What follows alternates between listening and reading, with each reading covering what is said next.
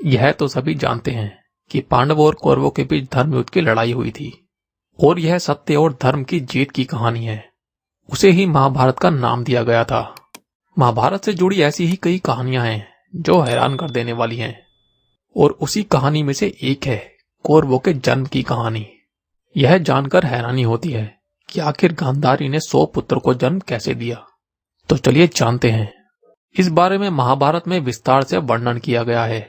कौरव हस्तिनापुर के राजा धृतराष्ट्र के पुत्र थे। उनकी माता का नाम गांधारी था। गांधारी जब धृतराष्ट्र से विवाह कर हस्तिनापुर आई तो धृतराष्ट्र के अंधा होने की बात उन्हें पता नहीं थी। पति के अंधा होने की बात जानकर गांधारी ने भी आंखों पर पट्टी बांधकर आजीवन पति के समान रोशनी विहीन जीवन जीने का संकल्प लिया। धृतराष्ट्र और गांधारी की काफी समय से संतान नहीं हुई थी। इसी दौरान ऋषि व्यास उनसे मिलने हस्तिनापुर आए। गांधारी की सेवा और पतिव्रता संकल्प से प्रसन्न होकर ऋषि व्यास ने उन्हें 100 पुत्रों की माता होने का आशीर्वाद दिया। इसके बाद गांधारी गर्भवती हुई, लेकिन कहा जाता है कि गांधारी 9 महीने के बजाय 2 साल के लिए गर्भवती रही। इसके बाद उन्होंने मांस के एक टुकड़े को जन्म दिया, यानी गांधारी को एक भी संतान नहीं हुई। फिर व्यास जी को बुलाया गया। व्यास जी ने कहा, चिंता ना करें, आपके पुत्र अवश्य होंगे।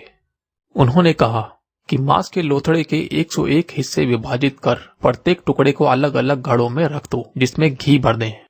तब जाकर 101 घड़ों में रखे गए मांस के टुकड़ों से उन 101 बच्चों का विकास हुआ और धीरे धीरे सभी उन घड़ों से जो बच्चे निकले उन्हें कौरव कहा गया।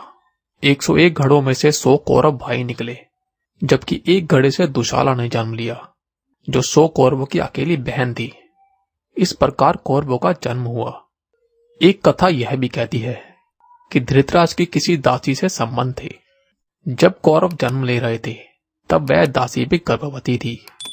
जब पहला घड़ा फूटा और दुर्योधन पैदा हुआ, उसी वक्त उस दासी ने भी एक बेटे को जन्म दिया जिसका नाम था युधिष्ठिर। इस प्रकार कौरव 101 नहीं बल्कि 102 थे। सबसे ज्येष्ठ कौरव का नाम था दुर्योधन, जो महाभारत के सबसे अहम पात्रों में से एक है।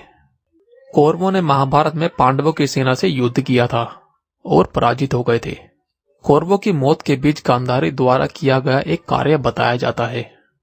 पौराणिक कथाकार देवदत्त पटनायक की किताब मिथक में उन्होंने बताया है कि गांधारी ने पिछले जन्म में 100 कछुओं को मार दिया था, जिसके बाद अगले जन्म में उसके 100 पुत्रों की मृत्यु हो गई, जिसे एक श्राप के समान माना जाता है।